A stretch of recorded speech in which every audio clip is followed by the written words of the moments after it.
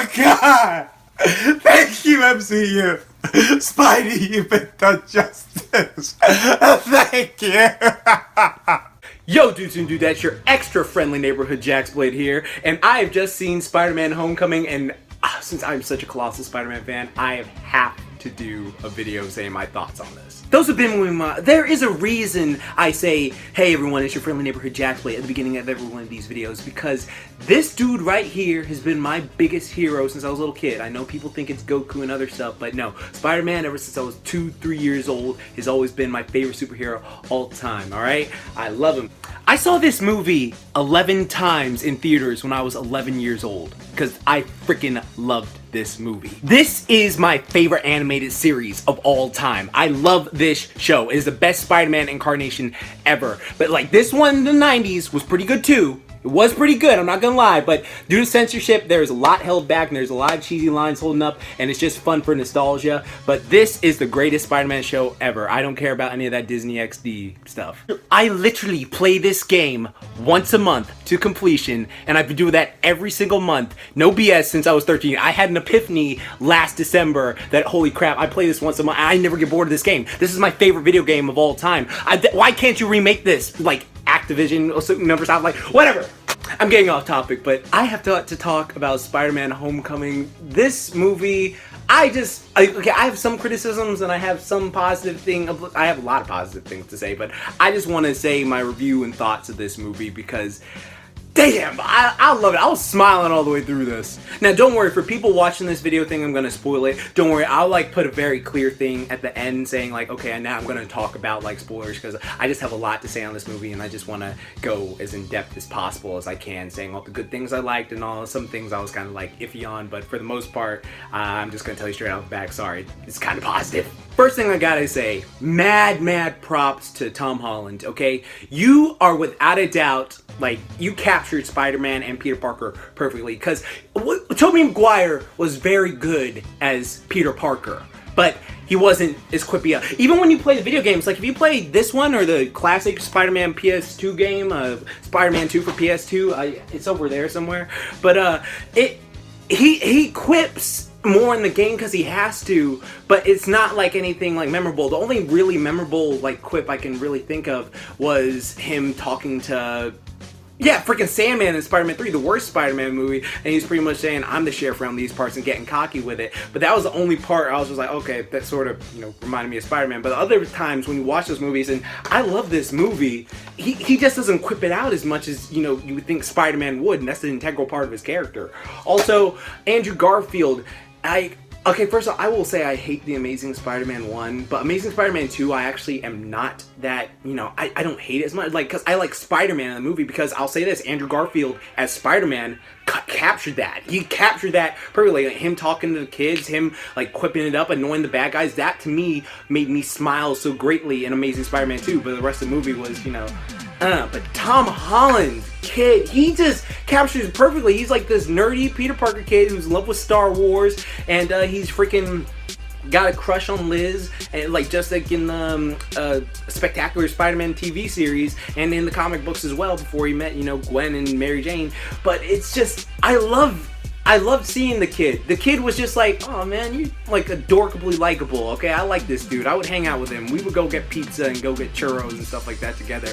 But I thought he just, when he turned on as Spider-Man, he was perfect. He was just what I wanted as Spider-Man. I know at first, when I first saw him in Civil War, there was a twinge in me that was like, his voice is a bit too kiddie, but then I realized Spider-Man's supposed to be a teenager, and all these shows we've seen him in, he has like a 25-year-old or 30-year-old voice, and so it's funny just see an actual kid play that, and I'm just like, that is what I think. Like, I would want to hang with Spidey. I want to like go hang out with the dude, but you capture that perfectly. And another thing, I gotta give him points because he actually learned how to do the flips and martial arts and stuff like that, you know, sorry Toby and Andrew, you never learned how to do those flips, but he actually knows how to do all the like little somersaults, stuff like that, so mad props. And dude got his weight up, okay? He got ripped as crap to play that role, so I gotta give you mad props for that, man. Like, congrats, Andrew.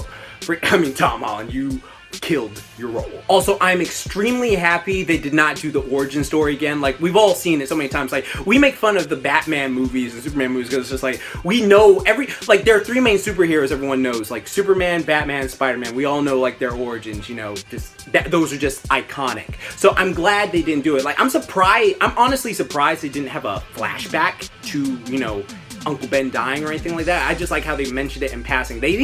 I'm surprised they didn't even pull an Incredible Hulk. Remember the 2008 Incredible Hulk? They just had a thing at the beginning explaining how the Hulk became it, and then he transformed. Like, they didn't even have that. Like, I thought that was really good. I thought that was just like, yeah, let's get to the story. Everyone knows who Spider-Man is. We want to see a kid having fun as a superhero, because all these other superheroes are always complaining that, oh, my life is so horrible, these powers were a burden. And Spider-Man is the first one who's like, yeah, I like this. I'm having fun. This is great. I have all this freaking, like, power and strength now, and I can just use it. I'd be responsible, of course, but I'm enjoying being Spider-Man, and I love that. That's like made me endear to the character, because it's just like me or you as a superhero, and he's just going out having fun, and I love that. Also, Aunt May, Marissa Tomei's fine ass girl. I'll be Uncle Ben any day, but dang, she was just brilliant. I thought every little thing with her on scene, like, she had great chemistry with Tom Holland. Her and Tom Holland had phenomenal chemistry, like an actual, you know, aunt and her child. Like, there was this just,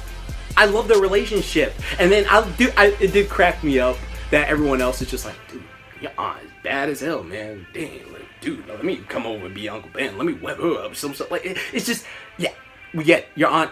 Oh, I'm not gonna lie, Marissa Tomei is freaking beautiful. But yeah, I loved that movie. I freaking loved Marissa Tomei in this movie as Aunt May. She is perfect. I don't see why everyone was getting her, like, hounded because, oh, she's not old. Like, it's funny how they get progressively younger when you watch the movies back to back, but she killed it. Marissa Tomei was phenomenal. Now, one of the things I was actually kind of worried about when I saw this movie was I thought they were going to do a Spider-Man and Iron Man movie. Like, if you've ever seen the 90s, hell, in this thing right here, Spider-Man and Iron Man actually team up to fight Venom and Carnage because they're, like, fighting other people. And then he actually teamed up with him with Captain America to fight the Secret Wars in the 90s cartoon show. And of course, in the comics, they've teamed up numerous times. But I was really just like, I don't want to see a Spider-Man, Iron Man movie. I love you, Tony, but I wanted to just see my boy Spider-Man get the fame. And Tony's barely in the film. Like, that's not like a spoiler or anything. He shows up, he gives him a hounding, and he's just like, you know, you learn how to do this. And he's saying, in his, you know, bent around way, hey, I respect you, kid. You got this. I'm going to give you this upgraded suit. And another thing, I got to talk about this suit. A part of me was like, okay, it makes sense that the suit would be smart. And it actually has a little, voice spoiler go, like, Iron Man has Jarvis. It has this thing called Karen in it that talks to him. You've seen that in the trailers as well. And he's actually able to communicate with his suit like, you know, Iron Man and Jarvis. And I thought that was really, I thought it was just cool to see Peter react to it. And then they had this nice little chemistry going on, and it was Jennifer Connelly. So, like, and when I learned it was Jennifer Connelly's voice, I started thinking, like, oh, did she die in the 2003 Hulk and now her consciousness is in this? I don't know, my mind just was going all over the place. And she was pretty good. Honestly, I just love the relationship between Karen and Spider-Man, and them, like, showing, yeah, your suit can do this, this, this. Oh, you wanted to kill people? No, I just, that whole stuff, it was just beautiful to me. I thought that was just amazing. I loved their little chemistry in their little suit. And I also really love his old suit. Oh, because the thing to me is, like, we've all said this. I think, like, even on one of my favorite movie review sites who probably did their review already, Double Toasted, which formerly Spill.com, like, Spider-Man is a poor or middle, well, yeah, poorish kid living in the Bronx, New York. And he's able to build this, like, MGM movie suit. Like, how do you afford that? How do you learn the skills to build that? And the remake and all this stuff. So seeing Tony actually give it to him and say, like, yeah, that's yours and stuff like that. And, you know, his old suit and this new suit, just, I love both of them. I think their designs are great.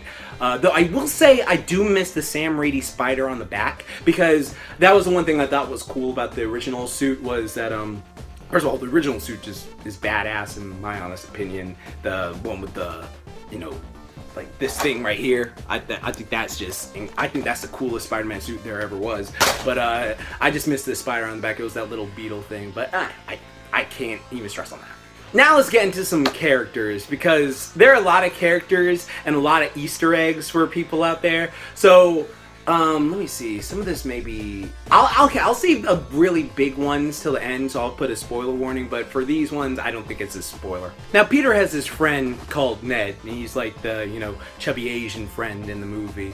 But as a comic book fan, you know that that's Miles Morales' best friend. Well, actually, his name in the comics is Gankly. I forget how to say that name, but that's how he was. But he's Miles Morales, the Black Spider-Man's, best friend. So they took him and pretty much re-altered him, renamed him, and then made him, Spider's best friend. But because of multiverse theory, it doesn't really matter. But I liked him in the movie. He was like, he even had this joke where he was like, "I'm the man in the chair." The little trope of people sitting in the chair always helping the heroes. And one of the parts that cracks me up, if you've ever been to a convention, this is not a diss on people, but this part where he's like, he goes to this party, he has a fedora. Well, he has a freaking Indiana Jones fedora, basically. And he's just like, "Yeah, I like it. It makes me confident." And he's just walking around in it, and I lost it. It's just, oh God, he's one of those kids. But that cracked me up. Then they had characters like Liz Allen, which we all already know from the comic books. Like, she was this beautiful blonde girl that Peter had a crush on. But then,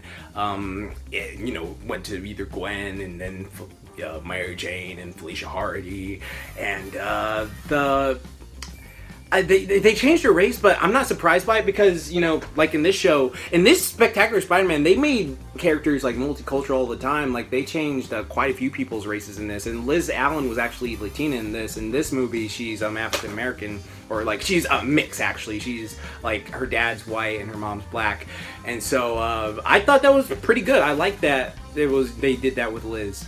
The one thing I will say I didn't like, though, was what they did to my man Flash. Okay, like, we all know Flash Thompson. Flash Thompson's just a jock, and like in every series, he's just been a jock. He even becomes freaking Agent Venom later on. But in this movie, they make him into this like kid who's shorter than Peter. Peter's like average height, I think, and this kid's like shorter, and he's just like, "Hey, Penis Parker," and it's just, oh my God, like, it is funny to me, like, if Peter could literally go up to him and do the, "Do you feel it, Josh?" thing, that Bane did, but, oh God, I love the movie, but, like, I just, freaking Flash Tom, I don't know, I'm against when they take characters who, swolled up and then they shrink them down. Like, I think that's one of the reasons I don't like Ultimate Eddie Brock as much as I like 616 Eddie Brock, and, I mean, he was fun for the character. Like, I liked him as a character on his own, but when they kept calling him Flash, I was just like,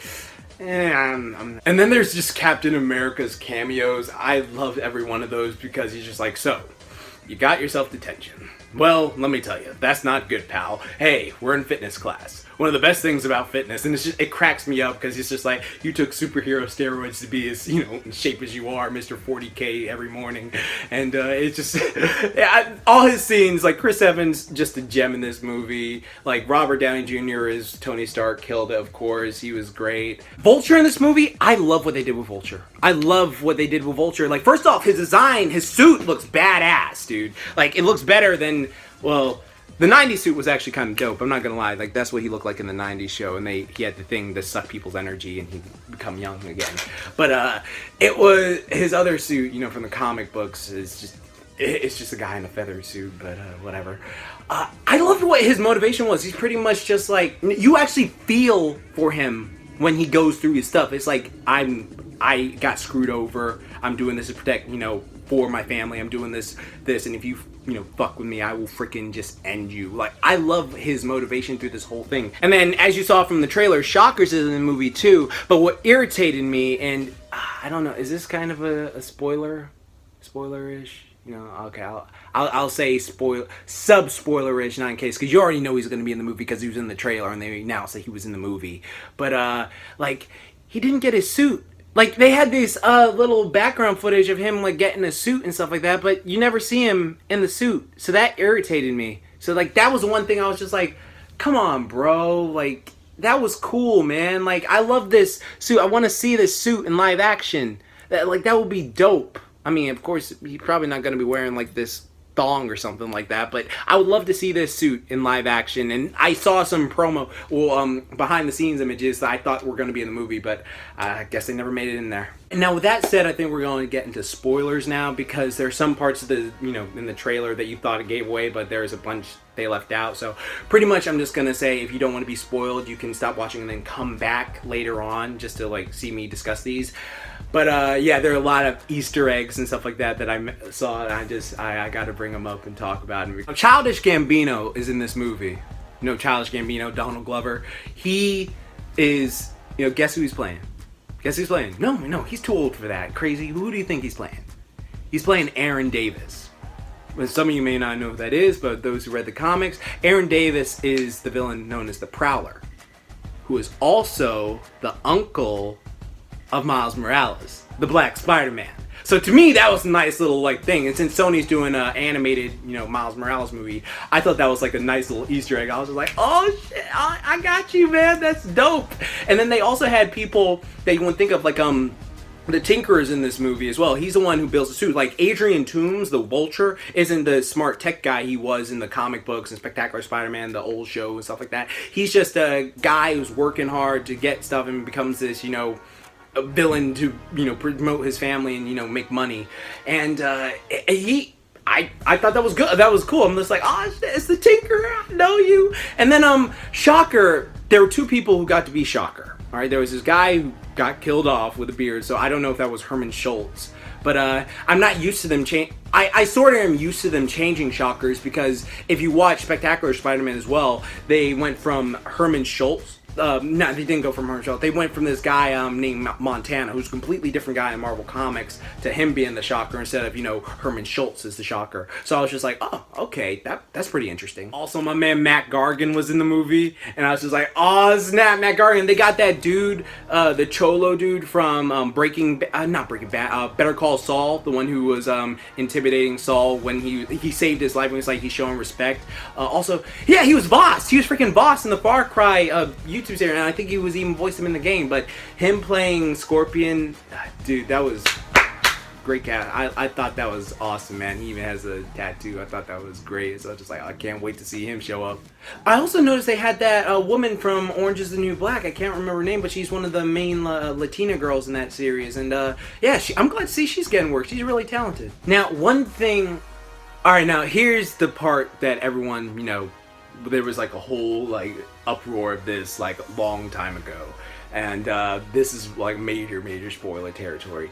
So Zendaya's in this film. She plays a girl named Michelle, and she's one of the funniest characters in the movie. Like, she's just like this, oh, I'm just here to F with you. Like, her personality, I know so many people like this in real life, but she does it so well that it's hilarious. I love her character. I love that she's just like, yeah, what are you doing? I really don't care. And she'd do this thing like, I love that. I love Zendaya was beautifully cast in this. She was amazingly cast. Like, she nailed it. But this is the part where I think I'm a bit indifferent on. So at the end of the movie, they're doing this thing where she says, the debate team that they're on, they say, we're gonna make you the head coach. Like, what do you think of that, Michelle? She's like, oh, that's cool, but my friends call me MJ.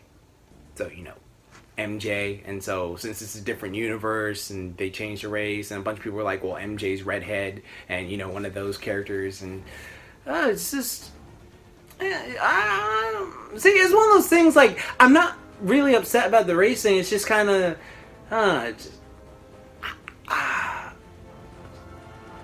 okay, yeah. You know what the thing with me is? I don't think that was the proper call. I would have liked better if MJ came in as a different character. I didn't like I love Zendaya's character, but I don't like the fact that they're like, okay, you're MJ now.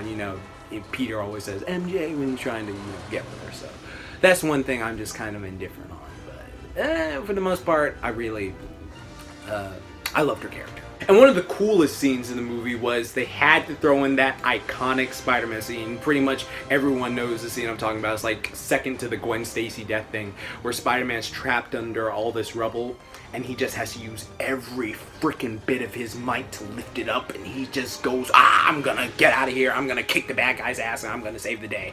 And they did that like really well, because he was crying. Tom Holland, you felt scared for him, because he's crying, he's just like, help me, please, help me, and he's just like, I can't do it. And then he, you know, he looks in the water and he sees the Spider-Man mask, and he's like, no.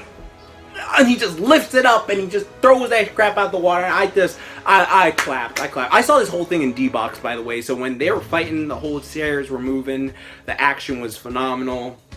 And yeah, just this movie I honestly love. I can honestly say, for my Spill Double Toasted rating, I would give it a very, very high full price. There's some things that keep it from being a Better Than Sex for me. Like, if you know the ratings, it's like a Better Than Sex, full price, matinee, rental, some old bullshit, and fuck you. I would give it definitely a better than, I would give it a full price. Definitely full price movie. Loved it. Great film. I'm going to see it again. I'm literally going to see this again. I don't care when, I'm going to see it again. Also, they hint at his Stark armor at the end, which I hope they use in Infinity War, so that'll be good. But I had fun talking about this video. I got out my old action figures, looked through the stuff, and guys, I love Spider-Man, guys. He's my favorite superhero of all time. I love this movie. I'm so happy it was done so right. Also, congrats, K. Coolman, for your marriage. Okay, you deserve it. That's Cord from Double Toasted. He finally got married, so congrats. And yeah, wow, that was great. That was a great movie. I had fun. I was smiling the whole way through it. It was a blast. And yeah, I want to say, so what did you guys think of it? If you've seen it already, and if you haven't seen it, come back and let me know when you have seen it, and we'll start talking, because I'm going to be very active in the comment section of this, because I'm really curious what you guys think. Also, I just finished Hunter x Hunter, so new Tough Lady Tunes coming tomorrow. Alright, but like I always say, keep calm, booyah on. Don't forget, moment time to go swing.